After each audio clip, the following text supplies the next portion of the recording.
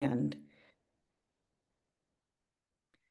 how the general made egregious error. I mean, just like this was a terrible error to decide to fight Hannibal on a field of his choosing. And but he was the only general that survived. So in their terror, they weren't going to attack the only man they thought could save them. So they blamed two priestesses who they said had to have sex because nothing else would have outraged the gods more than this fact.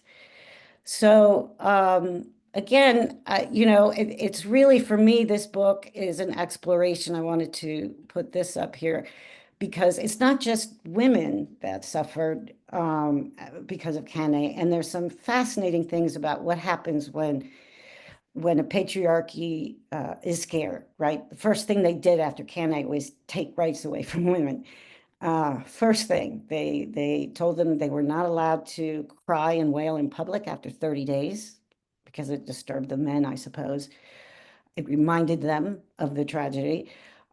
They were not allowed to wear a certain amount of gold and certain cloth, and then eventually they took their wealth to pay for the new army. The widows who now had control of the money of their dead husbands, fathers, and brothers, and they took the money. And so, but it's not just the women who suffered. This book, if anybody has read it, is fabulous. The Ghosts of Cannae were the survivors of the war, young men who somehow limped off the field and made it to cities who helped them recover.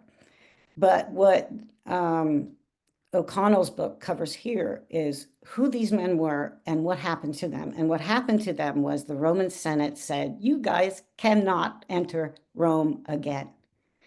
They were forbidden. So these men tried to come back into Rome, right? Limping back with their injuries. And Rome said, oh, no, you're not allowed in because you're stained. They were now stained with failure. So this deep superstition meant that 10,000 men, because 10,000 men survived, were banished from Rome. They were not allowed to return to the city. Many of them went to Naples, and formed, as they recovered, formed a small legion of their own because they didn't know what else to do. And later, they were used to fight Hannibal, years and years later. But I find it fascinating the lengths that people will go to scapegoat, not just women, but anybody who is not in power. These were legionnaires. These were the lower classes of fighters. Um, the the general that survived was welcomed, as were the rich cavalry officers that survived. So there's just so much in these stories, but ultimately, I don't want to digress too much, but because it is a fictional story about mostly how it led up to that, the courtroom drama, and how she does or does not manage to handle the situation.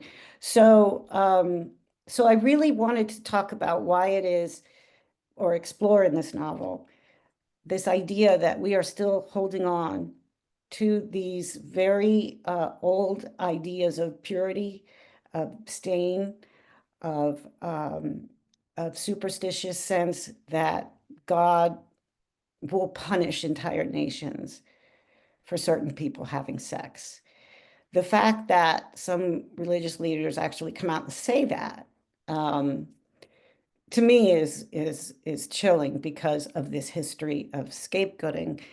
I it's it so how I put it is that this is kind of the stories of these versions is I saw the primal roots of our persistent tendency to explain away tragedy based on the behavior, the sexual behavior of the few, which, so why are we still doing that?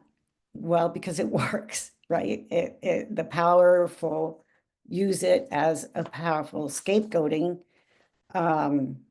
technique. And without us kind of stopping and going, wait, do I actually believe this? Do I believe that God will smite my entire nation if certain people are having sex? If nothing else, at least to have that question. So, and I'm going to read you the end of my author's note in the book. In the end, I hope that Epimia's story holds a mirror up to our own ancient habits of thinking, so that we may consciously decide whether they serve us or should be deposited into the bins of history, as we have done with many ideas. For example, using leeches to clear our humors, right? We easily abandon those. At the very least, my hope is that we can understand the ancient dynamics behind targeting groups and individuals to shame, blame, and scapegoat for the reality and inevitably of human suffering, and renounce such impulses once and for all. So I'm going to close with that in case anybody has questions about writing, getting published, or Vestal Virgins in particular, because I have a lot of details, but they might not be as interesting to you. So I was going to open it up. This was so fascinating.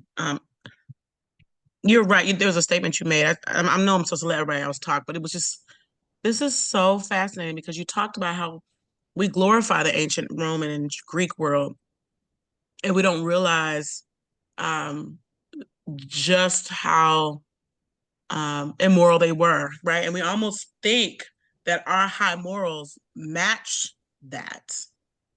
And that's not what's going on. And the other thing is this notion of thinking the whole world's salvation is based on how groups of people carry their personal lives. And it reminds me so much. I think that's a kind of a mistake we make in the Christian world too. And we don't even see that when Jesus came, he was trying to get us away from that. It's the same reason why the Pharisees would say, "Don't touch this adulterous woman. Don't do this," and it's given us this license to mistreat people. Yep. That's very true. Very, yeah, Yeah. It's shocking how we can hear the echoes of our own thinking in these ancient practices. And we look back and we go, oh, we would never. And yet we are, we are scapegoating the yeah. powerless. To me, it's a warning bell of how cruel people can get when they're sufficiently terrorized, when they're scared to the bot, when, in this case, Hannibal is at the gates, was the way that one of these, I can't remember if it was Livia or Polybius, says parents used again, with their children to scare them into behaving. You better behave because Hannibal is at the gates. So this terrorizing, and I just think it's very humbling to realize what we are capable of doing as humans across all cultures when we are manipulated into fearing for our lives. Yeah, Go ahead, Carol Olivia. I'm sorry. yes, this is really wonderful for my class, even if it's not wonderful for human beings. Mm. I teach a class called Epic Cities at War, and I deal with Troy, Rome, Moscow under Napoleon, and Washington, D.C. in the Civil War. And one of the interesting connections I've found is the Punic Wars are associated with Sherman's march through Georgia and pouring salt on it and tearing it down. I know it's not something that we all think a lot about in classics, but it's something that I found the idea that he put a new idea that instead of letting a few people survive, even if it's a myth about Carthage, it's the idea that you tear it all down and pour salt on it. Mm. Was sort of one of the ideas behind Sherman going through Georgia, and when the Southerners were writing about it, they said that the reason why this happened, the reason why God forsook them, is because of miscegenation, because of sex, and in this case, it was white men with black women, But they didn't want to hurt black men, so they had to find a way to twist it around. So because black men was white women, they made it a different story. I've been teaching that, but I didn't have any real text to use, and now you're giving me one. So Yeah, yeah.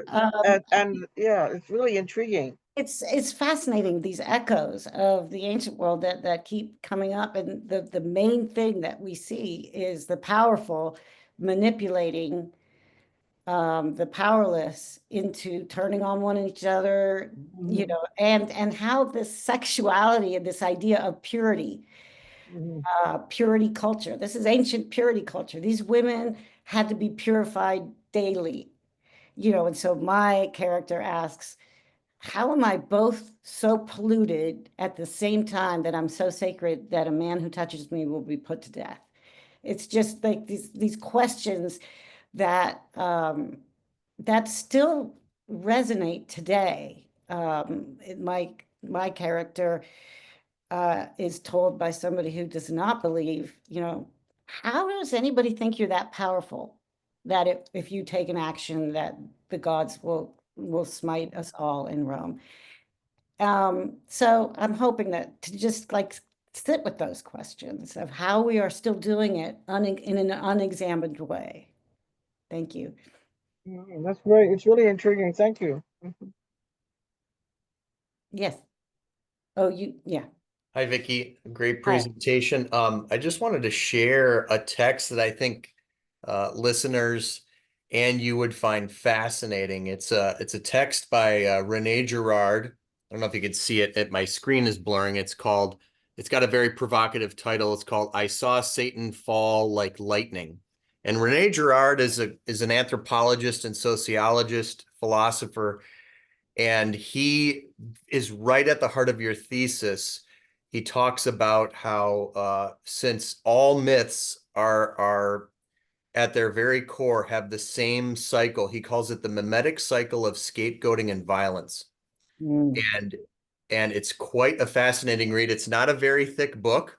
Again, Renee Girard, I Saw Satan Fall Like Lightning. This is a fascinating book that it goes right at the heart of all myth, of all cultures, ancient and current, and how we scapegoat individuals. So I highly recommend it. I think you'd find it a fascinating read. So thanks for your presentation. Thank you. Yeah, I wrote down the name. I'll be looking it up. Any other questions or comments? I know some of you write on here, and so I usually have some questions about the process of getting published. I will say I've had books published by some large traditional publishers, but I could not sell this book, The Cleansing, the story of this Vestal virgin accused of causing the loss at Kene. It was a very difficult book to sell, right? This is not like a fun, light book. But I finally found a small press called Hypatia Press that is able, thankfully, to publish it. But this is the reason why I this whole concept of redefining the classics is because we need to do this kind of work. We need to sit with this and go, wait a minute, wait a minute, wait a minute. 20 something women were put to death because something terrible happened and therefore it was their fault. Oh, okay. Who was, and so we just kind of read that and move on without understanding the dynamics and the politics behind scapegoating. And it's just really fascinating to me. And I'm grateful I was able to kind of share some of what I learned in writing this book. I guess I'll like I said, it won't be out until the fall, but yeah. Close the door. Sorry. That was such a fascinating presentation. I mean, my mind is going all over the place, just even through my own life, in my faith, just how this culture, even as something as simple as just how we're just not nice to one another if we're different, you know, that judgment, that condemnation, the way we treat other human beings.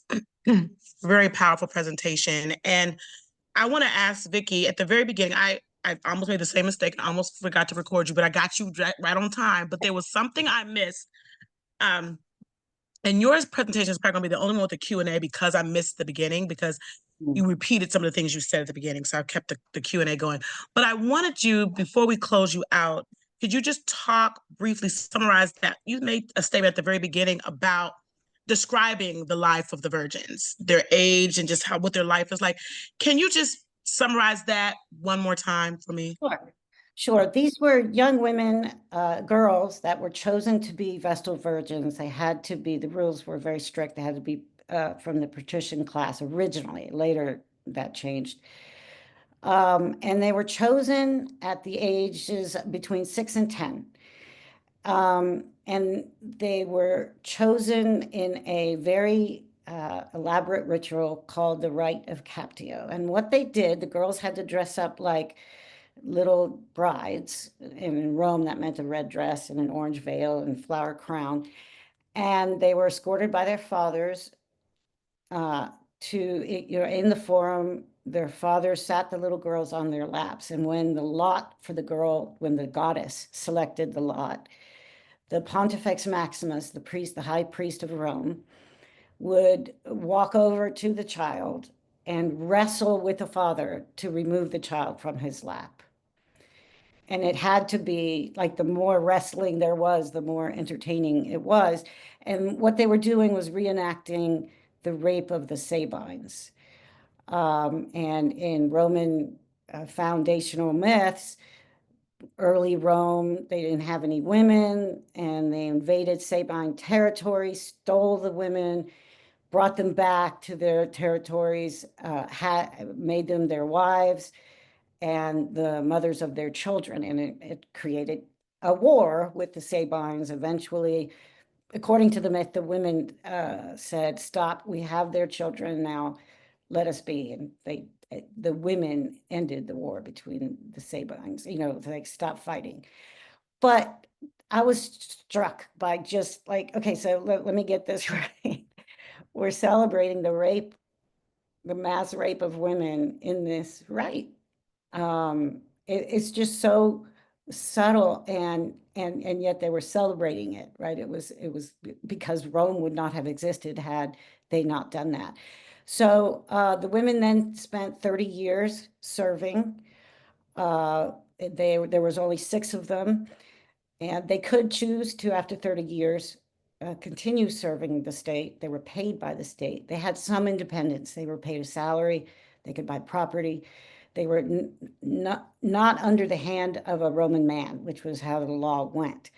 But they were the brides of Rome and had to report to the Pontifex Maximus. So there's a great many echoes in today's religion and in today's Roman traditions. But the major theme is, for me, an examination of why an entire nation and political group thought it was reasonable to blame the so-called sexual activity of a priestess for a general's miscalculation against probably the world's best general of the era. So there we go. That's so awesome. Thank you so much for finding us and being with us. And hopefully you'll be able to join us in person one day. Yes, but your research was amazing. We ran over a little bit, so we're going to go right into Michael Atkins, and I'm just going to let you take the floor and allow you to introduce yourself. And if you could stop share, Vicky, so that he can be able to share. How do I do that? You see the thing that should say stop share at the very top? I see it. Thank you. Okay. Okay. Mm-hmm. Okay, thanks. All right, Michael, the floor is yours.